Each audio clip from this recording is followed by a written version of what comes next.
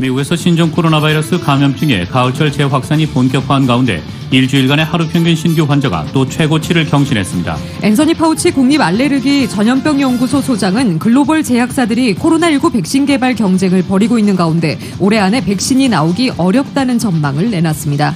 오렌지 카운티 얼바인 인근 지역에 내려졌던 산불 강제 대피령이 해제됐습니다. 남가준의 한인 후보들이 출마한 지역구에서 한인 유권자들의 사전투표율이 어느 때보다 높은 것으로 드러났습니다. 11월 3일 대선 사전투표를 한 유권자가 8천만 명을 넘을 정도로 열기가 뜨거운 가운데 주요 격전지에서 공화당이 민주당과의 사전투표 격차를 좁히는 것으로 나타났습니다. 다음 달 3일 대선을 앞두고 플로리다와 펜실베니아주가 승부를 판가름할 핵심 지역으로 부상한 가운데 트럼프 대통령과 바이든 민주당 대선 후보가 플로리다에 동시 출격했습니다. LA 카운티가 실내 영업이 금지돼 어려운 시기를 보내고 있는 한인 요식업소들을 위해 야외 페리오에서 휴대용 부탄가스 버너 사용을 공식 허용했습니다. 지난주 신규 실업수당 청구 건수가 신종 코로나 바이러스 감염증 대유행 사태가 본격화한 3월 중순 이후 가장 낮은 규모로 나타났습니다. 올 3분기 미국 경제 성장률이 큰 폭으로 뛰어올랐습니다. 2분기가 워낙 안 좋았기 때문에 기저효과라는 평가가 나오고 있습니다. 상무부는 미국 GDP 성장률이 신종 코로나 바이러스 감염증 사태로 2분기에 폭락했다가 3분기에는 33.1% 급등했다고 발표했습니다. 강풍을 동반한 허리케인 제타가 남동부 해안을 핥히고 내륙으로 북상하면서 최소 3명이 숨지고 6개 주 250만 가구에서 정전 피해가 발생했습니다. 뉴욕 증시에서 주요 지수는 신종 코로나 바이러스 감염증 확산 부담에도 양호한 경제 성장률에 힘입어 상승 마감했습니다. LA 지역 내일도 맑은 날씨 보입니다. LA 지역의 내일 낮 최고 기온 82도, 밤 최저 기온 57도입니다. 이상은 이 시간 주요 뉴스입니다. 이 시간 주요 뉴스는 공항에서부터 목적지까지 모바일 체크인과 첨단 공기순환 시스템을 통해 안전한 기내 환경과 여행을 제공하는 아시아나 항공 제공입니다. 애청자 여러분 안녕하십니까? 조희정입니다. 안녕하십니까? 이균호입니다. 2020년 10월 29일 목요일 라디오 서울 이브닝 뉴스 1부입니다.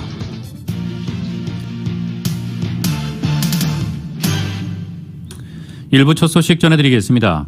캘리포니아주 오렌지 카운티 얼바인 인근 지역에 내려졌던 산불 강제 대피령이 해제됐습니다. 이에 따라 산불을 피해 피난산일을 했던 한인 대부분은 자택으로 귀가할 전망입니다. 오렌지 카운티 당국은 대형 산불을 일으켰던 악마의 바람 산타아나 강풍이 잠잠해지면서 주민 10만 명에게 내렸던 대피령을 해제했습니다. 앞서 지난 26일 얼바인 북동쪽에서 실버라도 파이어가 발화하면서 28만 인구의 얼바인 주민 4분의 1이 대피했고 yor바린다 인근 블루리치 파이어로 주민 수천 명이 피난길에 올랐습니다. 얼바인 지역에 거주하는 한인들도 26일부터 인근 도시 호텔과 친지, 친구 집으로 황급히 몸을 피했습니다. 하지만 28일부터 강풍이 잠잠해지면서 화재 진화의 속도가 붙었고 오렌지 카운티 당국은 대피령을 전면 해제했습니다. 기상 조건이 호전되면서 실버라도 파이어 진화율은 32%, 블루리치 파이어 진화율은 23%로 올라갔습니다. 대피령이 해제되고 불길이 서서히 잡히자 한인들도 귀갓길에 올랐습니다. 오렌지 카운티 한인회 관계자는 대피령이 풀리면서 한인들도 대부분으로 집으로 돌아갈 것으로 보인다며 현재까지 한인들이 피해를 본 사례가 없어 불행 중 다행이라고 밝혔습니다. 한편 현지 소방당국은 산불 원인과 관련해 전력 장비에서 불꽃이 튀며 강풍을 타고 불길이 번졌을 가능성을 조사하고 있습니다. 코로나 팬데믹 속에 아시안을 겨냥한 혐오 범죄가 전국적으로 급증한 가운데 오늘 LA 정계 지도자들이 늘어나는 동양인 혐오 범죄 예방과 피해자들을 도울 수 있는 방안에 대해 논의하는 자리가 마련됐습니다. 보도에 이은 기자입니다. 29일 LA 시장실과 데이비드 유 LAC 의원, KACIE 스트래티지, LA 총영사관, 일본 총영사관의 공동주최로 열린 웨비나에서 에릭 가세티 LA 시장과 데이비드 유 LAC 의원, LA 인권당국 카프리 매독스 전무이사 등이 패널로 참여해 코로나 팬데믹 기간 동안 늘어난 동양인 혐오 범죄 예방책 마련을 토의했습니다. 데이비드 유 시 의원은 Stop AAPI Hate에 지난 3월 19일부터 5월 8일까지 전국적으로 접수된 동양인 혐오 범죄 신고 건수는 2,583건으로 팬데믹 기간 동안 폭증했으며 이 중 8월 한 달에만 전체 신고 건수의 9%에 해당되는 240건이 폭력을 동반한 혐오 범죄 신고였다고 지적했습니다.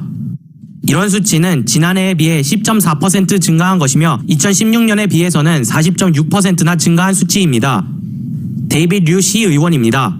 just between the short period between March 19th and August 5th of this year, Stop AAPI Hate received 2,583 reports of anti-Asian incidents nationwide, with 7 out of 10 involving verbal harassments, including racial slurs, name callings, and profanities, and physical assaults made 9% of the incidents, or roughly 240 acts of physical violence just by August.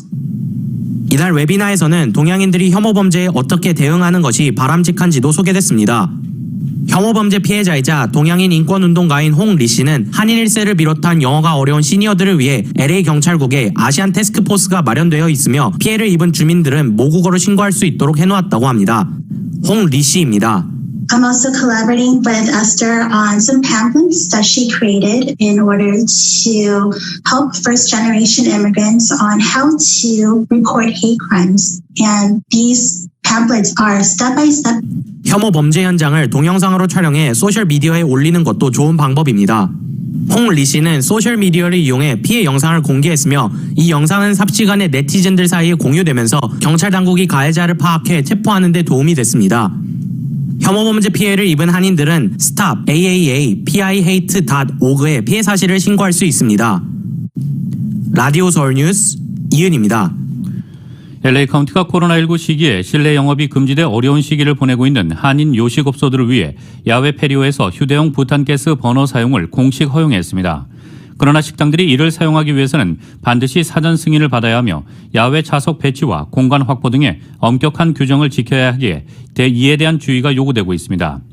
LA시 소방국은 지난 27일 한인타운 무대포 식당에서 식당 업주들을 대상으로 설명회를 열고 최근까지도 금지해오던 식당들의 브루스타 사용을 허가한다고 밝히고 이에 따른 안전 지침에 대해 설명했습니다. 이날 설명회에는 LA 소방국을 비롯해 LA 시장 사무실, LA 카운티 공공보건국의 관계자들이 참석했습니다. 소방국 측은 휴대용 버너를 사용할 허가하는 일이 처음 있는 일인데 업주들이 안전지침을 준수하는 게 그 무엇보다 중요하다며 테이블 간격 6피트 거리두기, 최소 1개에서 2개 소화기 배치, 2곳 이상 비상구 확보, 사인판 설치, 외벽과 25피트 거리두기, 천막 사용 시 3면 오픈, 텐트에 파이머 마샬 인증 마크 없이 방화제 뿌려 사용하기 등의 준수사항 등을 강조했습니다. 또한 식당에서 사용하는 부탄가스에는 반드시 안전마크가 부착돼 있어야 하며 이동식 프로판가스 사용은 허가되지 않았습니다. 한편 식당 업주들이 휴대용 부탄가스 버너 사용 허가를 받기 위해서는 일단 LA시 소방국 이메일로 연락해 소방국으로부터 신청서를 받아 식당 이름, 연락처, 주소, 야외 패리오 좌석 배치도 등을 제출해야 하며 사용 신청서가 받아들여지면 6개월간 한시적 허가서를 받을 수 있습니다.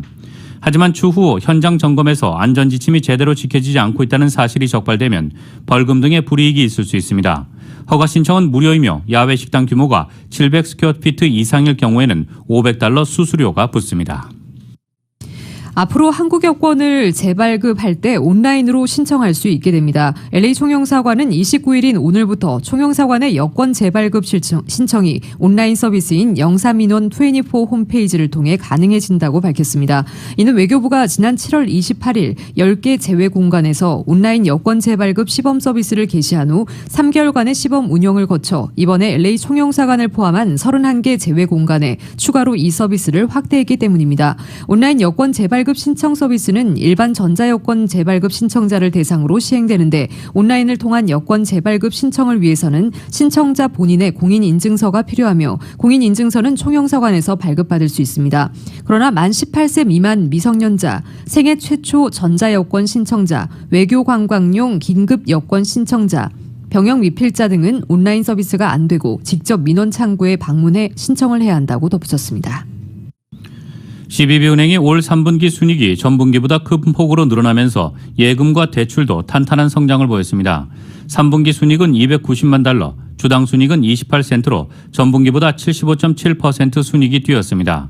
예금은 $11억 전분기보다 7.2%가 늘고 1년 전보다 11.3%가 늘었습니다. 대출은 $10억 1,200만, 1년 전보다 11.8%가 늘었습니다. 자산은 $13억 9,900만. 조앤김 CBB 행장은 코로나19로 어려운 영업 환경 속에서도 올 3분기에 긍정적인 지표를 보이며 어려운 시기를 잘 대처해 나가고 있음을 반영했다고 평가했습니다. US 메트로뱅크가 올 3분기에 예금과 대출 모두 좋은 실적을 거뒀습니다. US 메트로뱅크는 올 3분기에 순이익 110만 달러로 전분기보다 2.89% 늘었습니다. 예금은 6억 4,114만 달러로 전분기보다 11% 늘고 1년 전과 비교해 45%가 늘었습니다. 대출은 5억 8,200만 달러로 전분기보다 11% 늘고 1년 전보다 52% 늘었습니다. 늘어난 대출액 중 3,690만 달러가 지난해 말 문을 연 토렌스 지점에서 창출됐습니다. 자산은 7억 3,365만 달러입니다. LA 한인타운의 대표적 한인 대형 교회 중 한 곳이 동양선교교회의 일부 신도들이 김지훈 담임 목사의 재정 운영 문제 의혹을 제기하며 사임을 요구하고 나서자 교회 측은 분란을 일으키려는 일부 인사들이 억측에 불과한 터무니없는 거짓 주장을 하고 있다며 강하게 반박했습니다. 김지훈 담임 목사의 퇴진을 주장하는 일부 신도들은 교회의 재정 현황 조사를 위한 전수조사위원회가 지난해 재정 사용 내역을 검토한 결과 목회 활동비가 과다 지출되고 당회 의결 없이 무단 인출된 금액 등을 발견했다고 주장하며 최근 경찰에 고발장을 접수한 것으로 알려졌습니다. 그러나 김지훈 담임 목사와 교회 측은 이들의 주장이 터무니없는 것이라며 강력히 반발하고 나섰습니다. 김지훈 담임 목사와 교회 관계자들은 어제 교회에서 관련 자료 등을 제시하는 회견을 갖고 전수조사위원회의 재정내역 보고서가 당회와 공동의회 등 검증 절차를 거치지도 않은 채 유출된 것이어서 신뢰할 수 없는 것이며 김 담임 목사의 목회 활동비 과다 지출 주장도 사용 내역을 제대로 검증하지 않아 나온 오해이거나 의도적인 음해라고 주장했습니다. 고수익을 올릴 수 있다며 투자금을 받아 챙기는 태양광 사기가 미 전역에서 기승을 부리고 있는 가운데 태양전지판 효율을 실제보다 높게 속이는 사기 수법으로 950만 달러의 부당이익을 챙긴 혐의를 받고 있는 얼바인 지역 태양전지 업체 대표가 연방검찰에 기소됐습니다. 연방검찰 LA 센트럴 지부는 자사의 태양전지가 일반 제품에 비해 3배 이상 효율이 높다고 속여 투자를 강하게 압박하는 판매 방식으로 부당이득을 챙긴 얼바인 소재 나노텍 엔지니어링사 대표인 마이클 제이스 스위니를 사기 혐의로 기소했습니다. 검찰에 따르면 얼바인과 콜로라도 러브랜드에 생산시설이 있는 것으로 알려진 이 업체는 잠재적인 투자자들을 골라 영업사원들에게 이들을 임의로 찾아가 자사 제품의 전기 생산 효율이 3배 이상 높다고 주장하며 투자를 압박하는 투자 유치 전략을 사용했습니다. 이 업체 영업사원들은 나노 기술이 적용된 자사의 태양 전지판이 기존 전지판에 비해 가격은 30%에 불과한 반면 전기 생산 효율은 3배나 높다고 거짓 주장을 했다는 것입니다. 또 나노텍 제품의 이 신기술이 현재 특허 신청을 한 상태로 특허 출원을 기다리고 있다며 특허만 출원되면 미 전국 태양전지판 시장을 휩쓸 것이라고 투자자들을 현혹했던 것으로 나타났습니다. 남가준의 한인 후보들이 연방과 주, 시의원직에 출마한 지역구에서 한인 유권자들의 사전 투표율이 어느 때보다 높은 것으로 드러났습니다. 또 민주당 유권자의 투표율이 어느 때보다 높은 것으로 드러났습니다. 정현호 기자입니다. 한인민주당협회가 정치 데이터를 토대로 분석한 결과 한인 후보들이 출마한 지역구에서 한인들의 사전 투표율이 이례적으로 높은 것으로 드러났습니다. 영김 후보가 출마한 연방 하원 39지구에서는 등록된 한인 유권자 21,300여 명 중 43.5%가 벌써 투표를 마친 것으로 집계됐습니다. 이는 39지구 전체 등록 유권자들의 사전 투표율 36%를 크게 앞지르는 수치입니다. 미셸 박스틸 오렌지 카운티 슈퍼바이저 위원장이 출마한 연방 하원 48지구에서도 등록 한인 유권자 3,922명 가운데 58%가 이미 투표를 마친 것으로 집계돼 전체 등록 유권자의 사전 투표율 42.8%를 크게 앞질렀습니다. 데이브민 후보가 출마한 가주 상원 37지구도 한인 유권자의 사전 투표율이 49%로 전체 투표율 43%를 앞질렀으며 최석호 의원의 지역구인 가주 하원 68지구도 한인 유권자의 투표율이 46%로 전체 유권자 투표율 41%를 앞질렀습니다. 데이빌류 후보의 지역구인 LA시 4지구도 한인 유권자 중 39.3%가 이미 투표를 마쳐 사전 투표율이 높은 것으로 집계됐습니다. 데이빗 김 후보가 출마한 연방 하원 34지구와 그레이스 유 후보가 출마한 LA시 10지구는 각각 한인 유권자 39.3%와 37.6%가 투표를 마쳐 이 지역 전체 유권자 사전 투표율을 웃돌았습니다. 스티브 강 한인민주당협회 회장입니다. 네, 이 지역구의 이제 한인 후보가 연방, 하원, 시의원, 각종 이제 폴리티컬 오피스에 이제 출마했기 때문에 그만큼의 이제 관심이 어느 때보다 더 높고 또 대통령 선거까지 겹쳐서 더 높은 투표율이 나오고 있습니다. 예상했던 대로 이 지역 모두에서 민주당 유권자들의 사전 투표율은 공화당 유권자들보다 월등히 높았습니다. 영김 후보와 미셸 박스틸 후보 지역구의 경우 민주당 유권자의 사전 투표자 수가 공화당 유권자보다 2만여 명 안팎으로 더 많았습니다. 데이브 민 후보의 지역구는 민주당과 공화당 유권자 수가 거의 동수인데 투표를 마친 민주당 유권자 수는 공화당 유권자보다 거의 4만여 명이 더 많았습니다. 한 가지 좀 아이러니한 그 지역이 있어요. 데이브 민 후보 그리고 최석호 후보 둘 다 가주 상원, 가주 하원 지역인데 데이브 민 후보는 민주당, 최석호 의원은 그 공화당입니다. 그래서 이것도 둘 다 얼바인 지역인데요. 여기서 두 그 공화당 유권자, 민주당 유권자 레지스트레이션 숫자가 동등한데 민주당이 더 많이 투표할수록 데이브 민한테 유리하고요. 공화당이 더 많이 투표할수록 최석호 의원한테 더 유리합니다. 그래서 이번 주말 LA와 오렌지 카운티 투표소에서 뜨거운 조기 투표 열기가 예상됩니다. 라디오 서울 뉴스 정현호입니다.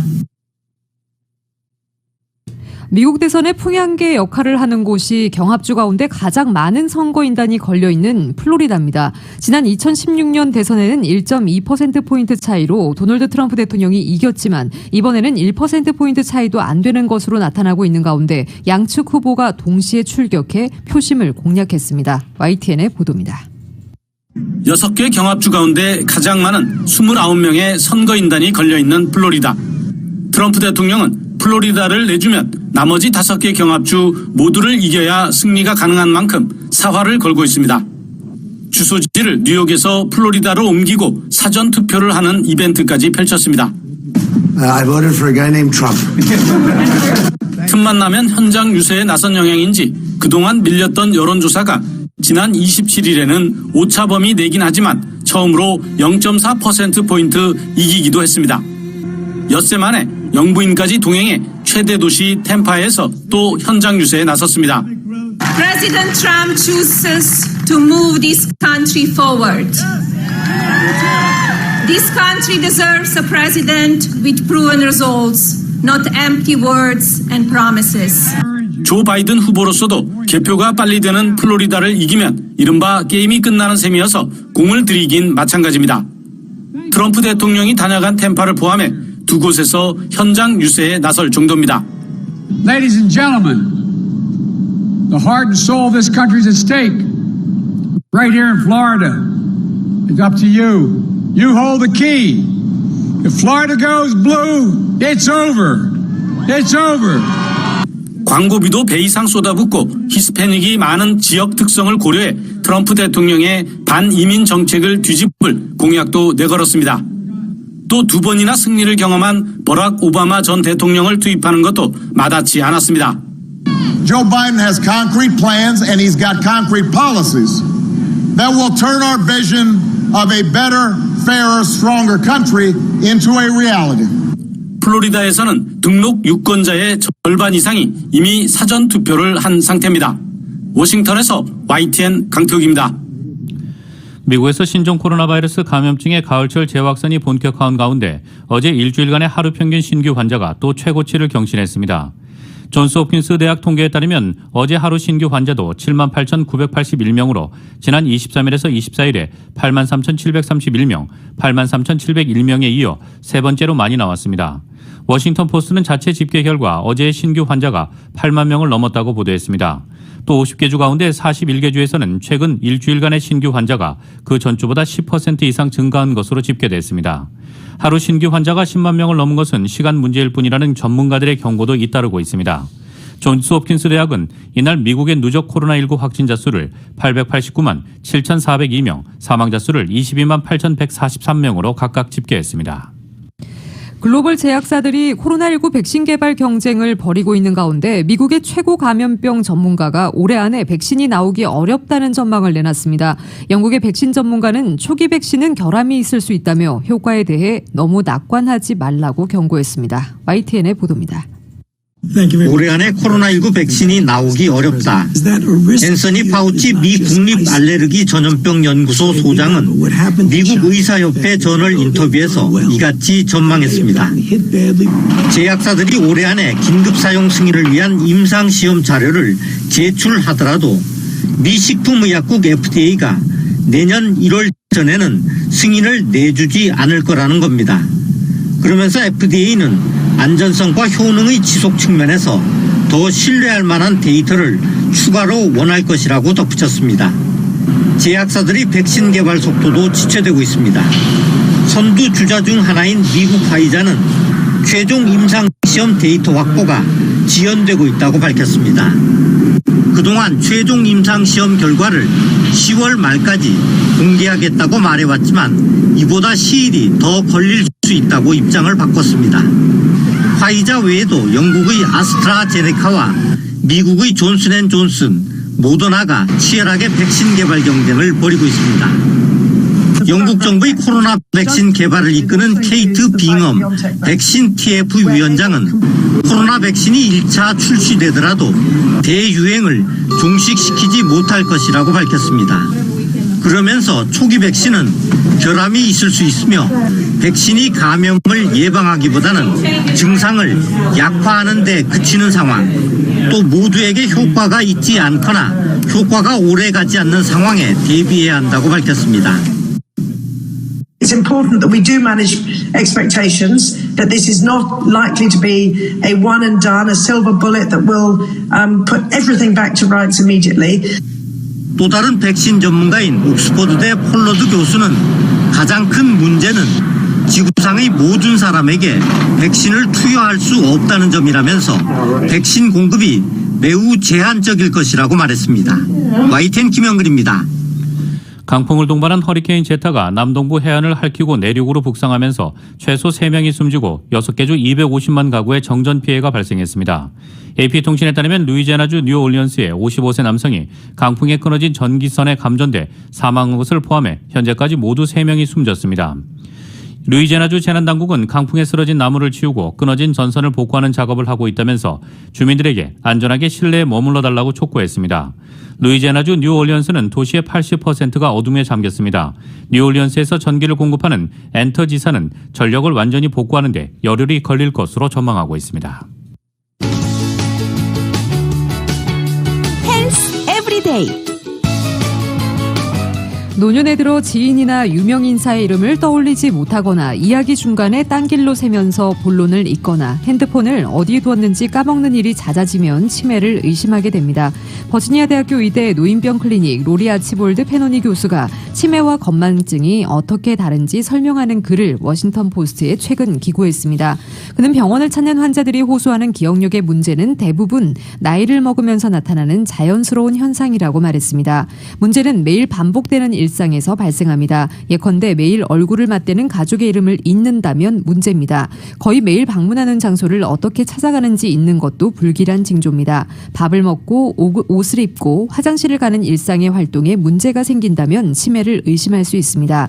다른 원인으로 기억력이 둔화하기도 합니다. 선망이 그중 하나입니다. 고령자가 수술을 받거나 중환자실 치료를 받은 후에 기억력과 집중력이 떨어져 치매 환자와 비슷한 증상을 보이는 경우가 있습니다. 상태가 호전되면 기억력 등 인지 능력이 평소 상태로 돌아오지만 일부 환자들은 치매로 진행될 수 있습니다.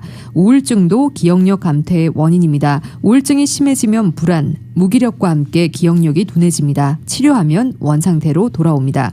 아치볼드 페노니 교수는 기억력 등 인지 능력의 변화가 느껴질 때 가족과 의사에게 솔직하게 털어놓고 상의하는 것이 가장 중요하다고 강조합니다. 미주 한인사회 쇼핑 트렌드에 새로운 변화가 시작됩니다.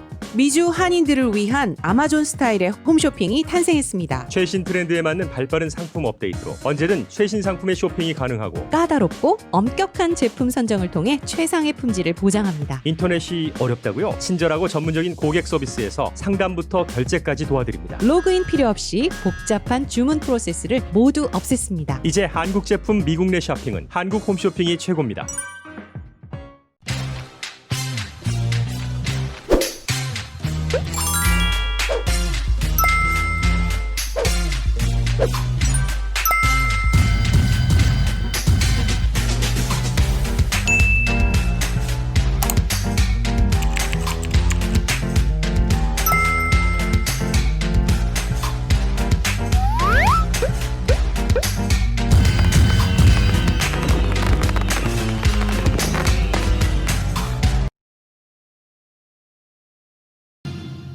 뉴욕 증시에서 주요 지수는 신종 코로나 바이러스 감염증 확산 부담에도 양호한 미국 경제 성장률에 힘입어 상승했습니다. 뉴욕 증권거래소에서 다우지수는 전장보다 139.16포인트, 0.52% 상승한 26,659.11에 거래를 마쳤습니다. S&P 500 지수는 전장보다 39.08포인트, 1.19% 오른 3,310.11에 기술주 중심의 나스닥 지수는 180.72포인트, 1.64% 상승한 11,185.59에 장을 마감했습니다.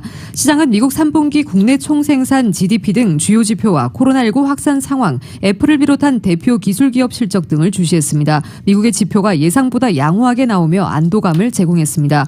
대표 기업들의 강세에 힘입어 기술주 중심의 나스닥도 큰 폭의 상승세를 나타냈습니다. 이들 기업은 장마감 이후에 일제히 시장의 예상을 웃도는 실적을 발표했습니다. 다만 기업별로 실적의 세부 사항에 따라 시간 외 거래에서 주가 흐름은 엇갈렸습니다.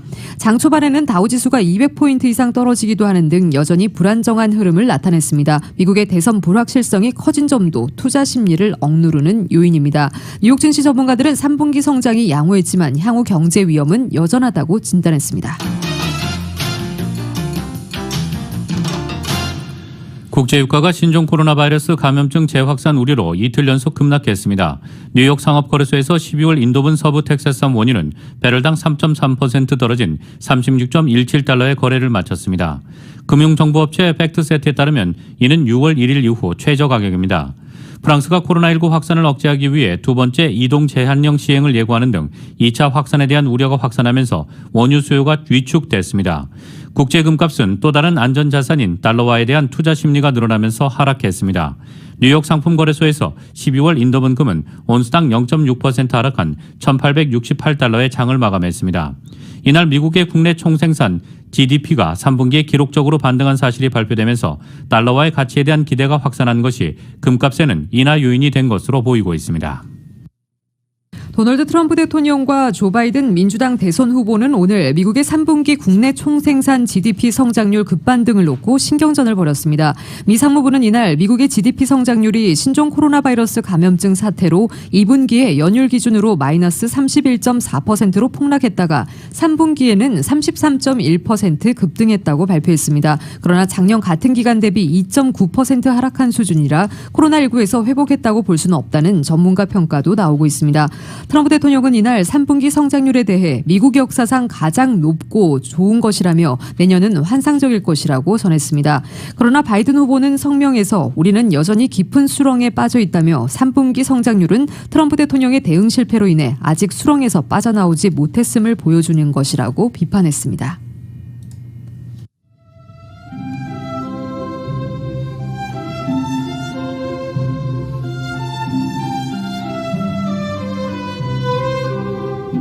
10월 29일 목요일 오늘 밤과 내일 날씨입니다. 금요일인 내일도 맑은 날씨 보입니다. 낮 기온도 여전히 예년 기온을 조금 웃돌겠고 주말인 일요일과 월요일에는 대부분 지역의 낮 최고 기온이 80도 후반대까지 오르면서 낮과 밤의 일교차가 크게 벌어지고 있습니다. 환절기 건강관리 유의하시기 바랍니다.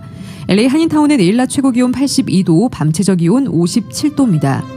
오렌지 카운티 지역 85도, 56도, 벨리와 인랜드 엠파이어 지역 82도, 53도, 해안 지역의 내일 낮 최고 74도, 밤 최저 57도입니다. LA 지역 오늘 밤 최저 기온 56도입니다. 한국 날씨입니다. 오늘은 추위가 서서히 풀리겠습니다. 아침까지는 다소 춥겠지만 한낮에는 기온이 크게 오르면서 일교차가 큰 날씨 보이겠습니다. 서울의 오늘 낮 최고 기온 화씨 65도, 밤 최저 기온 화씨 40도입니다. 미주 한인사회 쇼핑 트렌드에 새로운 변화가 시작됩니다. 미주 한인들을 위한 아마존 스타일의 홈쇼핑이 탄생했습니다. 최신 트렌드에 맞는 발빠른 상품 업데이트로 언제든 최신 상품의 쇼핑이 가능하고 까다롭고 엄격한 제품 선정을 통해 최상의 품질을 보장합니다. 인터넷이 어렵다고요? 친절하고 전문적인 고객 서비스에서 상담부터 결제까지 도와드립니다. 로그인 필요 없이 복잡한 주문 프로세스를 모두 없앴습니다. 이제 한국 제품 미국 내 쇼핑은 한국 홈쇼핑이 최고입니다.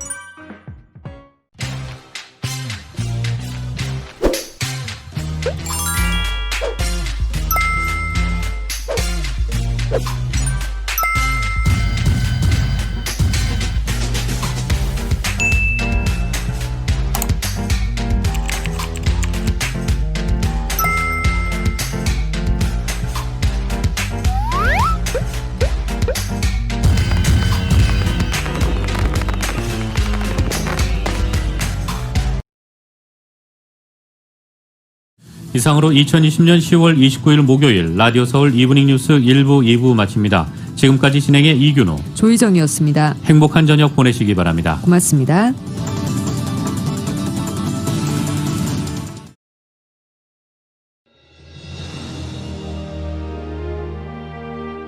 한인 커뮤니티의 소중한 친구이자 생활의 동반자 라디오 서울이 개국 28주년을 맞았습니다. 1903년 한인들이 하와이에 첫 발을 내디딘 이래로 미주 한인 커뮤니티는 지금껏 쉼없이 성장해 왔습니다. 부딪히고 좌절하고 힘겨울 때 우리에게 가장 큰 힘이 되어준 것은 서로를 향한 격려와 응원이었습니다. 한인 커뮤니티와 더불어 성장한 라디오 서울.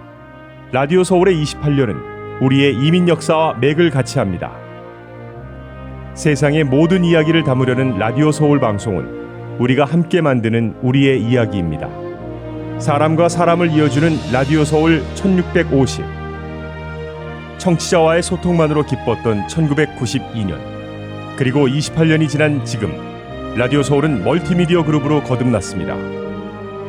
1992년 첫 방송을 시작한 이후 FM 라디오, 모바일 서비스를 거쳐 보는 라디오, 라디오 서울 TV, 라디오 서울 유튜브, 한국 TV 채널, 한국 홈쇼핑 등 시대의 변화와 애청자의 요구에 부합하는 미래지향적인 라디오 서비스로 만들어가고 있습니다. 특히 코로나19 바이러스가 가져온 세계적인 팬데믹은 우리의 삶의 방식을 바꿨으며 다가올 미래에는 더욱 진화된 방송이 요구될 것입니다.